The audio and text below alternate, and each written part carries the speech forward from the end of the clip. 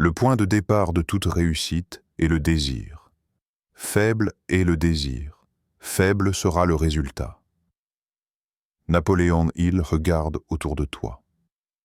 Des millions d'êtres humains se lèvent chaque matin, comme des horloges bien réglées, pour travailler pendant 40, 50 années, et à la fin, lorsque les cheveux blanchissent et que la force s'efface, ils se retrouvent face au néant financier.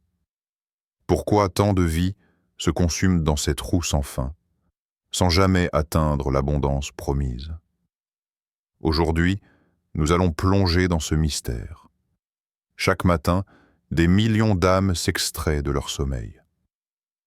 Les paupières lourdes, le corps encore suspendu à ses rêves étouffés, ils enfilent l'uniforme invisible du devoir. Costume, cravate, chaussures cirées ou chaussures de sécurité. Peu importe la tenue, le rituel est identique.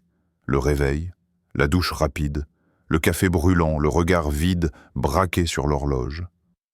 Toujours cette même course. Toujours cette même promesse. Travaille dur aujourd'hui. Et un jour, tu seras libre.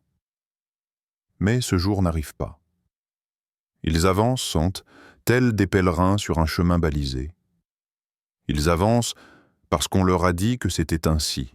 Travail, loyauté, patience, épargne. Le grand mythe du travail linéaire. L'illusion la plus subtile jamais vendue à l'humanité. Les hommes, par la force de l'habitude, se soumettent à une vie médiocre, parce qu'ils refusent d'utiliser leur pouvoir de penser. Napoléon Hill regarde autour de toi. Observe ces visages dans le métro. Certains ont 25 ans, certains en ont 45, certains 60. Tous avancent, espérant atteindre le sommet d'une montagne qu'ils n'ont jamais pris le temps d'observer. Ils ont accepté un plan de vie standardisé, un plan écrit par d'autres, un plan qui date d'une époque révolue. Il fut un temps où ce plan fonctionnait. Travailler pour la même entreprise 40 ans, recevoir une montre en or à la retraite, bénéficier d'une pension décente et vivre ses dernières années en paix. Mais ce monde n'existe plus. Le système a muté. Les garanties se sont effondrées. Les pensions ont disparu. Les économies fondent sous l'inflation. La loyauté n'est plus récompensée. Pourtant, beaucoup continuent de marcher, les yeux fermés. Ils refusent de remettre en question le chemin. L'école les y a préparés. On leur a appris comment obéir, comment réciter, comment attendre qu'un supérieur leur dise quoi faire. Jamais comment penser librement, jamais comment créer, jamais comment investir dans leur esprit, jamais comment organiser leurs pensées pour générer une richesse durable. Ils n'ont jamais été formés pour être des architectes. On leur a simplement appris à être des rouages. Et toi, regarde-toi. Lève les yeux de l'engrenage. Es-tu en train de bâtir ton empire intérieur ou simplement d'entretenir une routine dictée par d'autres? Imagine un instant que ton esprit est une vaste plaine fertile. Chaque jour, tu as le choix. Semer des graines de pensée constructive ou laisser le vent y jeter des mauvaises herbes. Le travail linéaire, c'est laisser d'autres planter pour toi. C'est accepter des récoltes que tu n'as pas choisies. Tu avances sur l'autoroute des masses, mais où mènent toutes les autoroutes bien droites et bien tracées? Vers les mêmes sorties, les mêmes destinations, les mêmes regrets. Dans les bureaux vitrés, les néons blancs, les open space, tu entends cette voix collective. Patience. Ta promotion viendra. Continue. L'entreprise veille sur toi. Fais des heures supplémentaires. C'est pour ton bien. Et dans l'ombre, le sablier de ta vie s'écoule. Les années passent, les cheveux grisonnent, l'énergie décline. À 65 ans, tu lèves enfin la tête. Et tu constates l'absence. L'absence de fortune. L'absence de sécurité véritable. L'absence surtout de cet héritage intérieur. Cette flamme qui aurait pu illuminer ton parcours. L'homme qui ne s'efforce pas de penser par lui-même est condamné à servir celui qui pense à sa place. Napoléon Hill. Interprétation libre. Chaque minute où tu avances sans remettre en cause ce que l'on t'a enseigné est une minute où tu renonces à ton propre royaume intérieur. L'illusion du travail linéaire est confortable. Elle te décharge de la responsabilité effrayante de penser. Mais au fond de toi, il y a cette petite vibration. Cette voix faible mais tenace qui murmure « Et si ce n'était pas le vrai chemin ?» Cette voix est ton réveil intérieur. Le vrai. Celui qui ne sonne pas à 6 heures du matin, mais qui sonne au cœur de ton être. Tout commence quand tu oses poser la question qui dérange. Pourquoi est-ce que je marche encore sur cette route, alors que d'autres sentiers existent? Sous un grand arbre, à l'ombre généreuse, un homme est assis. Ses yeux fixent l'horizon, là où la mer danse sous le soleil doré.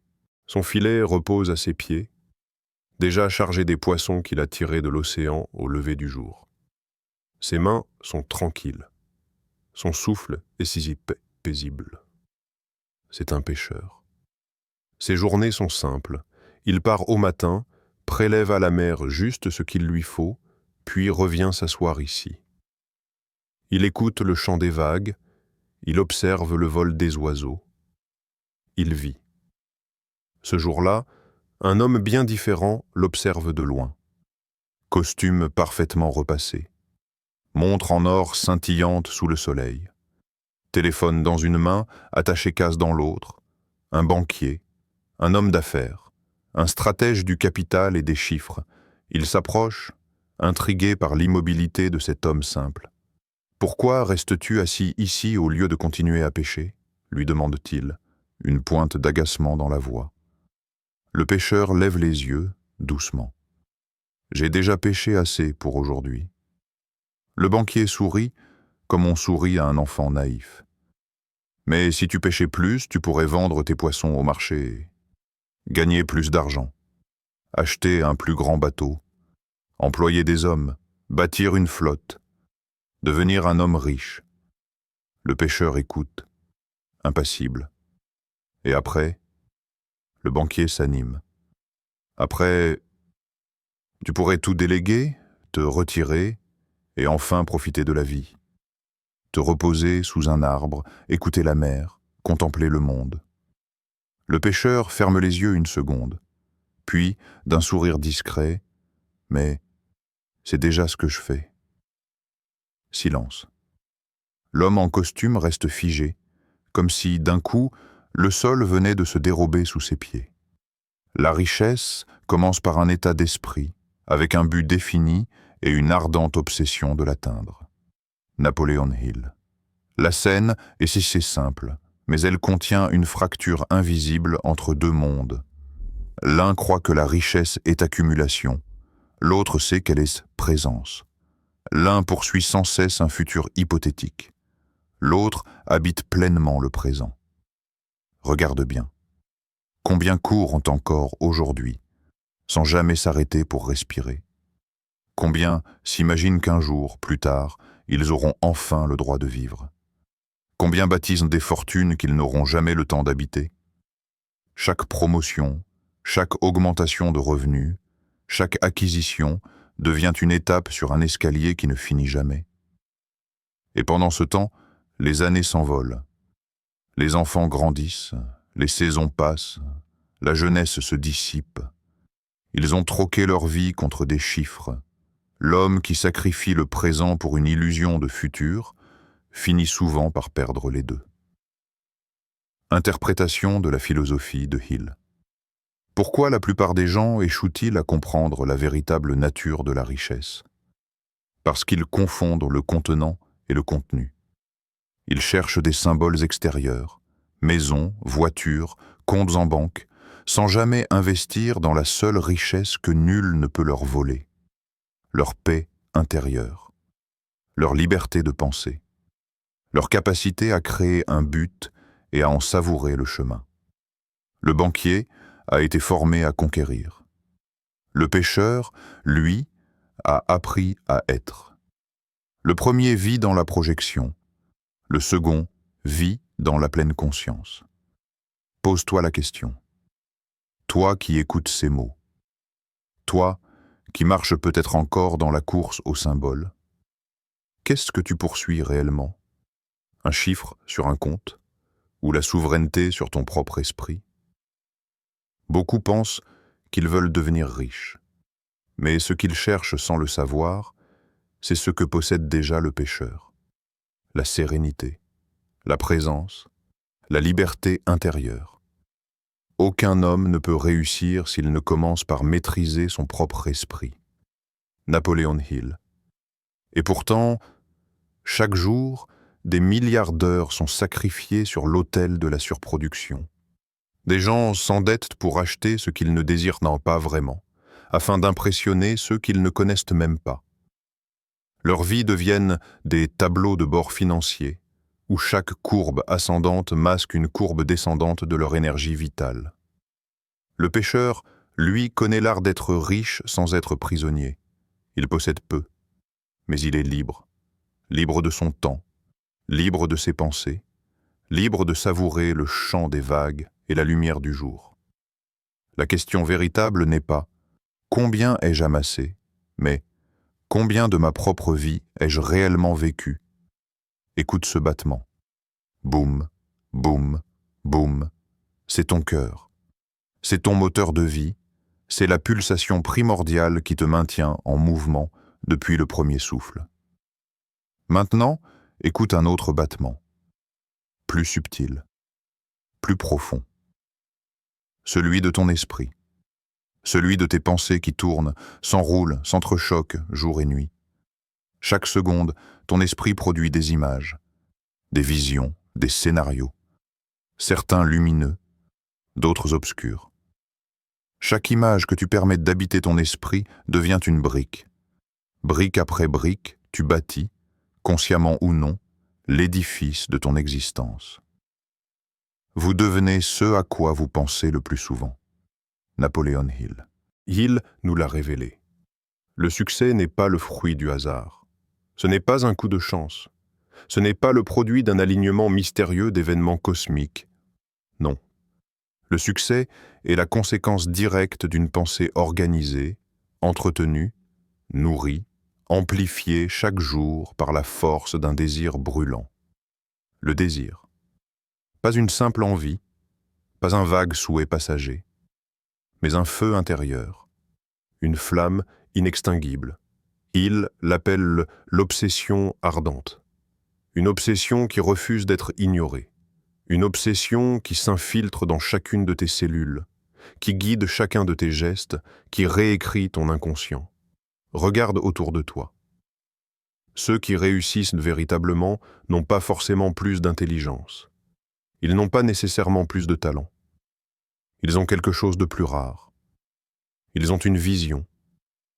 Et cette vision, ils l'ont sculptée avec une minutie quasi sacrée. Ils l'ont gravée dans leur esprit, comme un artisan grave un symbole dans la pierre. Chaque jour, ils la revisitent. Ils la nourrissent. Ils la rendent plus nette, plus vivante, plus irrésistible. Tout ce que l'esprit peut concevoir et croire, il peut l'accomplir. Napoléon Hill. Mais l'immense majorité des gens laissent leur esprit vagabonder. Ils flottent d'une pensée à l'autre, ballottés par les nouvelles, les peurs, les distractions. Ils pensent à ce qu'ils craignent. Ils pensent à ce qu'ils ne veulent pas. Et chaque pensée de peur est une graine empoisonnée. Chaque fois qu'ils nourrissent la peur du manque, la peur de l'échec, la peur du rejet, ils arrosent un arbre noir qui étend lentement ses racines dans leur inconscient. Pose-toi maintenant la seule question qui compte. Quelle image portes-tu dans ton esprit chaque jour? Quand tu fermes les yeux le soir, qui vois-tu? Le doute? L'insécurité? Ou cette vision puissante de toi-même accomplissant tes buts avec une clarté absolue? Le désir organisé est une discipline. C'est un art martial mental, Chaque jour, tu dois repousser les intrusions. Chaque jour, tu dois affiner ta vision. Chaque jour, tu dois transformer ton but en une force vivante. Ce n'est pas une prière floue. C'est une déclaration de guerre à la confusion. C'est un pacte avec ton propre destin. Fixez dans votre esprit l'image de ce que vous voulez. Tenez-la fermement. Travaillez-y. Persévérez jusqu'à ce qu'elle devienne une réalité. Napoléon Hill. Paraphrasé, beaucoup rêvent. Peu organisent leurs rêves. Un rêve sans plan n'est qu'une chimère. Un désir sans discipline est un poison doux. Le désir organisé est une architecture intérieure. Chaque pensée devient une poutre. Chaque émotion devient un ciment. Chaque action quotidienne alimente la construction. Hill nous révèle ici une vérité brutale mais libératrice. L'univers ne récompense pas les intentions faibles. Il récompense la clarté. Il récompense la persistance. Il récompense la foi absolue. La plupart abandonnent au premier obstacle. Mais ceux qui réussissent transforment chaque pierre de blocage en marche pour s'élever. Ils savent que l'obstacle n'est pas un signal d'arrêt. L'obstacle est un test de désir. Si ton désir est tiède, le moindre vent l'éteindra. Mais si ton désir est incandescent, chaque tempête ne fera que nourrir sa flamme. Regarde bien ta propre vie. Tes résultats actuels sont le miroir de tes pensées dominantes. Ce que tu possèdes aujourd'hui, c'est le fruit de ce que tu as cru hier. Alors, choisis. Nourris-tu la peur de manquer? Ou la vision inébranlable de ton abondance future? Là se joue tout ton destin. Ferme les yeux un instant. Respire. Sens le silence qui s'installe doucement autour de toi. Sens la présence de ton propre souffle, régulier, stable, constant. C'est ici que commence le véritable travail. Non dans l'agitation extérieure, non dans la course folle aux possessions, mais dans ce sanctuaire intérieur où seuls tes mots, tes pensées, tes croyances façonnent ton avenir. Il a dévoilé l'un des plus profonds secrets de l'esprit humain. Un secret si simple qu'il semble souvent invisible. Un secret si puissant qu'il peut renverser des empires intérieurs. L'autosuggestion. Chaque jour, chaque heure, chaque minute, tu parlais à toi-même. Parfois sans même t'en rendre compte. Une rivière continue de phrases, d'images, de dialogues intérieurs. Ces mots tissent les fondations invisibles de ton existence. Ils programment ton subconscient. Ils dessinent la trajectoire de ton destin. Toute pensée émotionnellement chargée se transforme en croyance subconsciente et finit par se manifester dans le monde physique. Napoléon Hill. Tu n'es pas un simple observateur passif de ta vie. Tu es l'architecte. Et tes pensées sont les plans de ton édifice. Tes mots sont les marteaux. Tes émotions sont le feu qui soude chaque pierre. Comprends bien ceci. Ton subconscient n'analyse pas. Il n'évalue pas. Il accepte. Chaque pensée répétée avec émotion devient une graine qu'il fait germer sans poser de questions. Si tu lui répètes jour après jour que tu es limité, faible, incapable, il t'offrira exactement cette réalité. Mais si, chaque jour, tu lui offres des images de puissance, de foi, de richesse intérieure, il façonnera peu à peu un monde à l'image de ses convictions. L'esprit subconscient accepte tout ce qu'on lui présente avec foi et émotion. Napoléon Hill, paraphrasé. Imagine un instant ton subconscient comme une terre infiniment fertile. Tu es le semeur. Chaque affirmation est une graine. La question est simple. Que sèmes-tu chaque jour? Maintenant, entre avec moi dans cet espace sacré, là où naissent les nouveaux programmes de ton esprit. Répète après moi. Je suis le maître de mon destin. Laisse ces mots entrer, pas seulement dans ton esprit logique, mais dans la profondeur de ton être. Je choisis mes pensées. Sens la puissance de cette souveraineté. Tu n'es pas esclave des circonstances. Tu es le souverain de ton royaume intérieur. Je suis riche de l'intérieur avant de l'être à l'extérieur. Ressens cette richesse, non comme un futur hypothétique, mais comme une vérité présente, déjà active, déjà vivante en toi. Chaque répétition sculpte un nouveau sillon dans ton subconscient. Chaque mot creuse la tranchée d'un futur encore invisible, mais inévitable. Ce processus est lent, discret, presque imperceptible, mais il est implacable.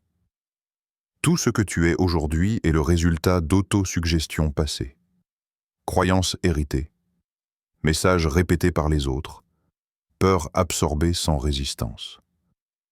Mais à partir de maintenant, tu changes la source de tes semences. Tu choisis consciemment les paroles qui nourriront ton avenir. La répétition constante d'une pensée finit par influencer l'inconscient et devient une réalité physique. Napoléon Hill, interprété. L'autosuggestion est une clé. Elle n'ouvre pas la porte d'un coup. Elle la déverrouille doucement, par persistance. Chaque jour où tu alimentes ton esprit de ces vérités nouvelles, la serrure cède un peu plus, jusqu'au jour où la porte s'ouvre. Et là, tu découvres que le monde extérieur n'a jamais été la vraie prison. La vraie liberté s'est toujours trouvée ici, dans ta capacité à diriger tes propres pensées. Répète encore, je suis le maître de mon destin. Je choisis mes pensées. Je suis riche de l'intérieur avant de l'être à l'extérieur. Chaque fois que tu prononces ces phrases, imagine-les comme des gouttes d'eau tombant sur une pierre. Au début, rien ne semble changer. Mais à force de tomber, encore et encore, la pierre s'érode. Elle prend une nouvelle forme. La forme que tu as choisie. Rappelle-toi ceci. La plupart des gens attendent que le monde change avant de changer leur esprit. Mais ceux qui comprennent le secret de l'autosuggestion transforment leur monde en transformant d'abord leurs pensées. L'autosuggestion n'est pas une magie. C'est une loi. Inflexible, puissante, absolue. Écoute, le moment est maintenant, pas demain, pas quand les circonstances seront parfaites, pas quand tu auras plus de temps, plus d'argent, plus d'assurance. Maintenant. Parce que la vérité est simple, beaucoup attendent. Ils attendent toute leur vie, et puis, un jour, à 65 ans, parfois plus tôt, parfois plus tard, ils se réveillent, mais trop tard. Ils réalisent qu'ils ont travaillé dur, qu'ils ont respecté les règles, qu'ils ont attendu le bon moment, mais qu'ils n'ont jamais vécu pleinement. Ils ont survécu. La procrastination est l'ennemi numéro 1 du succès. Napoléon Hill, ils ont remis à demain le rendez-vous avec eux-mêmes. Ils ont différé leur vraie mission. Ils ont reporté le face-à-face avec leur propre potentiel. Parce qu'ils ont cru à l'un des plus grands mensonges de notre temps. Un jour, quand tout ira mieux, je m'y mettrai. Mais toi, écoute bien. Aujourd'hui, tu es éveillé. Tu es ici, maintenant, à l'écoute de ces mots, non par hasard, mais parce qu'une partie de toi sait que le moment d'agir est venu. L'âge n'a aucune importance. Chaque jour est un nouveau commencement. Chaque seconde est une occasion de décision. Comprends ceci. La transformation ne dépend pas du temps qui passe. Elle dépend de l'intensité de la décision. Une décision ferme, claire, inébranlable, peut renverser des années de stagnation. En une seconde, tu peux basculer d'un destin programmé à un destin choisi. C'est ici que commence l'œuvre véritable. Ne travaille pas simplement pour survivre. Travaille à élever ton esprit. Travaille à dompter tes pensées. Travaille à définir, avec une précision chirurgicale, ton but unique. Car la survie est une existence par défaut. La transformation est une existence par design. Un but bien défini est le point de départ de tout accomplissement. Napoléon Hill. Imagine ton esprit comme un navire sans gouvernail. Sans but précis, il dérive au gré des vents et des courants. Mais lorsque ton but est clair, soudain tout change. Le vent devient un allié. Les vagues deviennent des propulseurs. L'univers lui-même semble conspirer à ton service. Tu dois visualiser. Pas simplement rêver. Visualiser avec une intensité presque tangible. Vois-toi en possession de ton but. Ressens la chaleur de l'accomplissement comme si elle était déjà là. Entends les voix qui te félicitent. Vois les regards d'admiration. Sens la paix intérieure d'avoir réalisé ta propre mission. Rappelle-toi, ce n'est pas l'extérieur qui crée ta richesse, c'est l'intérieur. Ta richesse intérieure est la graine. Chaque pensée alignée, chaque émotion maîtrisée, chaque action disciplinée arrose cette graine. Jour après jour, la tige perce la terre. La feuille apparaît. Le tronc s'épaissit. Et un jour, l'arbre est là. Là, solide, majestueux, irréversible. Ce que l'homme peut concevoir et croire, il peut l'atteindre. Napoléon Hill. Ne laisse plus la procrastination voler tes années. Ne permets plus à la peur de ralentir ton ascension. Ne laisse plus l'opinion des autres diluer la puissance de ta propre vision. Aujourd'hui est le jour où tu deviens l'architecte conscient de ta destinée. Agis, visualise, ressens, crois, car c'est dans l'action disciplinée, l'image mentale persistante, l'émotion vibrante et la foi inébranlable que se forge la réalité. Et souviens-toi, la vie ne récompense pas les intentions faibles. Elle récompense ceux qui osent s'élever. Maintenant, respire. Écoute encore cette voix intérieure. Ce n'est pas la mienne, c'est la tienne. Je suis le maître de mon destin.